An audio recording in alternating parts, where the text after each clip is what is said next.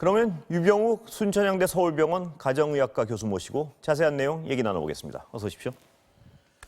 자, 교수님. 주말에 비해서는 좀 줄어들었지만요. 어떤 덩어리로 계속해서 집단 감염이 발생합니다. 안심할 상황이 절대 아니죠.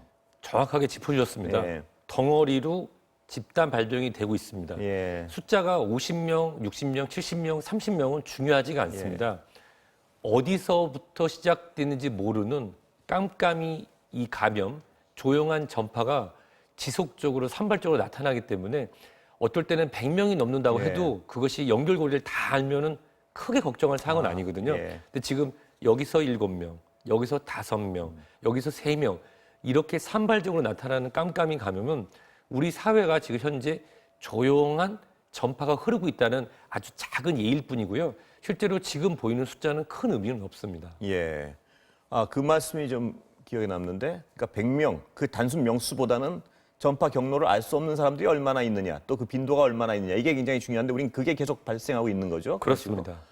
그러면 일각에서는 사회적 거리두기의 강도를 높여야 된다는 얘기도 있습니다. 그 연구 결과가 하나 있었죠.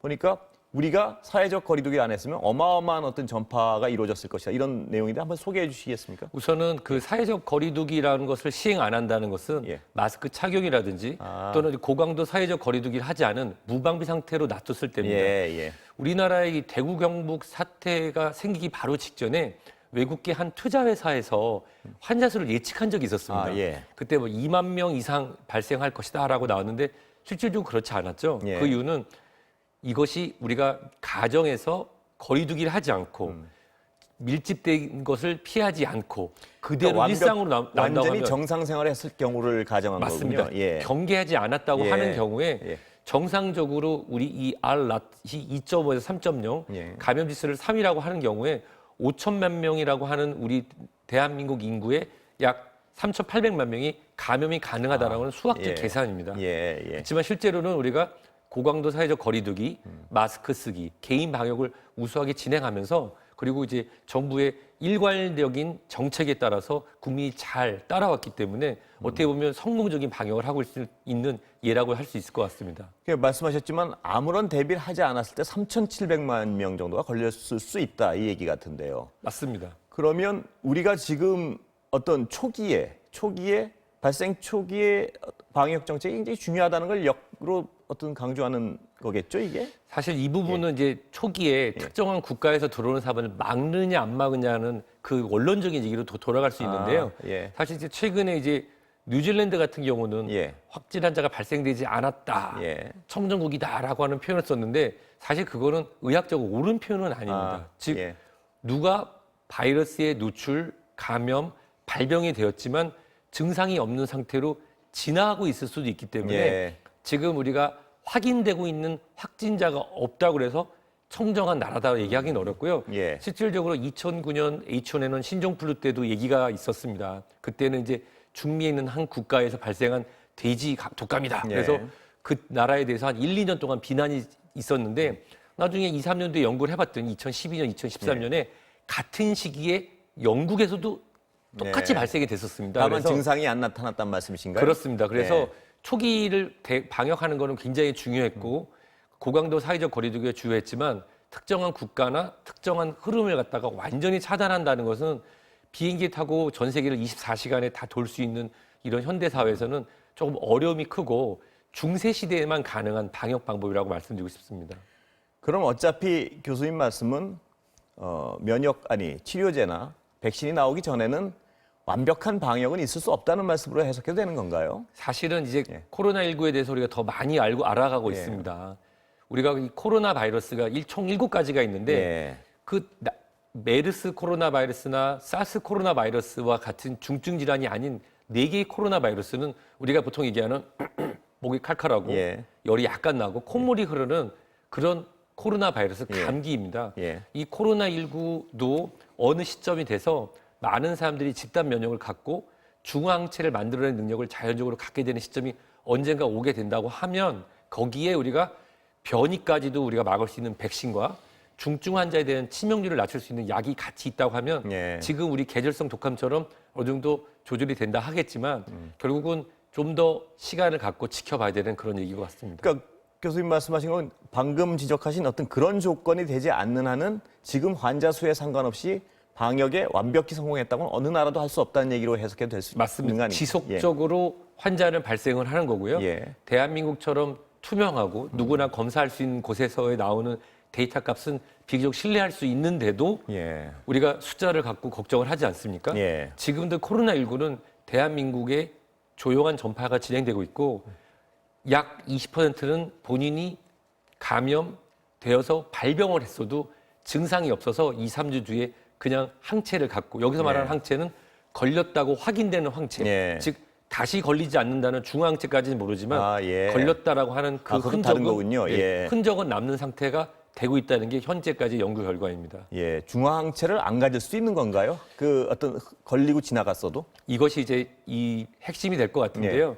현재 연구를 보면 뭐 이 코로나19에 노출, 감염 후에 발병되신 분들에 대해서 쭉 봤을 때 일부에서는 중화항체가 발견이 되고 일부에서는 이 감염됐다고 확인되는 항체만 발견이 됩니다. 예. 근데 문제는 이 중화항체라는 게 만약에 우리가 홍역 같은 경우를 한번 예. 앓게 되면 거의 평생 면역이 생긴다라고 하지 않습니까? 예. 이 앞으로도 이 코로나19에 더 연구를 해봐서 나와야 할 텐데요. 여기서 나타나는 중화항체, 즉 재감염이나 유사한 작은 변이의 코로나19가 들어왔을 때 이것이 발병되지 않게 하는지의 여부는 시간이 필요할 것 같습니다. 예. 하나만 더 여쭤보면 증상이 나타난 분들, 그러니까 알았던 분들 중에서도 중화항체가 생기지 않을 수 있는 건가요? 그것도? 대부분은 중화항체를 갖게 됩니다. 예. 근데 그 중화항체가 얼마나 지속될지, 예. 그리고 중화항체가 실질적으로 이 재감염됐을 때 이 병을 걸리지 않게 하는지에 대해서는 연구하기가 어려운 게 윤리적인 문제가 있습니다. 예, 예.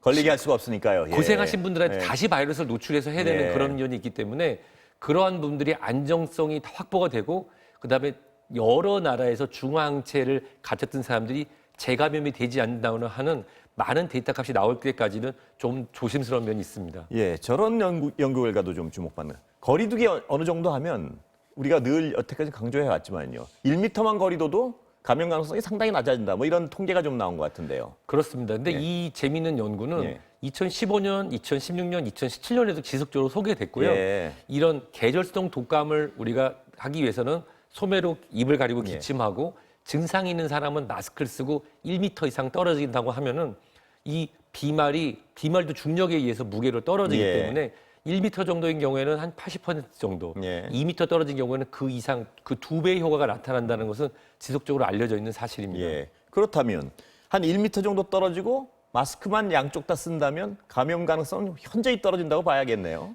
우리가 2월 초에만 해도 예. 마스크는 무조건 KF94, 아, 예. 그다음에 N95 같은 고농도를 써야 된다고 했지만 실제로 연구 결과 쌓이면서 비말을 막고 높은 단계의 마스크를 쓰지만 덥다고 내리거나 예. 또는 자주 만지는 것보다는 이런 비말 전파력을 떨어뜨리는 것도 효과적이다라고 얘기하는 게 바로 그것입니다. 예. 말씀 주신 것처럼 우리가 알아가지 않습니까? 사회적 거리두기에 대한 어느적 확보 그리고 비말을 차단하는 말씀하신 대로 현재까지는 이 두 가지를 잘 지키는 것이 백신을 개발을 기다리는 것보다 훨씬 더 예. 효과적일 것 같습니다. 예. 그렇다면 이 마스크를 좀 성능이 떨어지는 마스크를 쓰는 건 남한테 비말을 튀지 않게 하는 목적이 제1 목적 아니겠습니까? 근데 자신을 보호할 수도 있는 건가요? 어느 정도 거리에서? 일단은 지금 이제 비말 차단, 그러니까 예. AD라고 해서 엔티 드롭랩, 예. 이 물방울이 들어가지 않은 주로 방수 마스크의 예. 기능을 보는데요. KF 필터 기능을 하면 55%에서 80% 사이. 근데 제가 볼 때는 한 70에서 그 언저리에 될 것 같습니다. 예. 그 정도는 밀집된 공간에서 본인을 보호하기에는 좀 무리가 있는 것이 아, 사실입니다. 그래서 실질적으로 밀집된 곳에서 진짜 환자를 보시는 분들은 KF94 이상을 예. 착용하는 게 맞고요. 예. 하지만 길거리를 지나가고 가벼운 대화를 하고 일상생활을 하시는 데는 올 여름 비말 차단용 또는 덴탈 마스크 KF80 정도면 충분히 이 본인을 보호할 수도 있을 것 같습니다. 본인을 보호하기도 한다는 말씀이시죠? 그 정도 그렇습니다. 성능이면. 자, 교수님 아까 그 무증상 감염 걱정은 우리가 늘 하고 있는 건데요. 지금 그 거리두기랑 마스크 이거 외에 우리가 좀 주의 깊게 유의해야 될 게 뭐가 있을까요? 지금까지 아직은 이 코로나19에 대해서 우리가 모르지만 우리가 경험적으로 알 수 있는 게 뭐냐면 같은 동일한 집단들이 밀접하게 만나는 예. 종교 시설이라든지 방문 판매라든지 보면 동일한 사람. 예를 들어서 우리가 이태원 유흥시설이라든지 최근에 있었던 실내 대형 놀이동산에서도 개인 방역을 잘 지키고 그냥 일회성으로 접촉하는 경우에도 물론 감염이 되지만 예. 아주 낮았다는 거죠. 하지만 정기적으로 계속 만나고 그리고 밀접하고 밀집하는 그런 곳에서 발생한다는 것.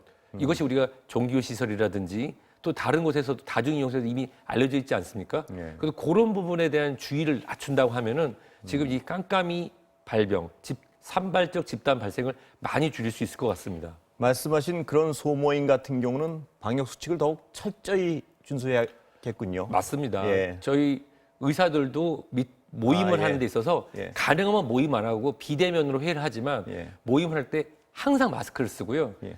앉을 때 일어설 때 손 씻기 예. 그리고 회의를 주관하시는 분은 꼭 장갑을 끼고 주관합니다. 예. 네. 예. 오늘 말씀 감사합니다, 교수님.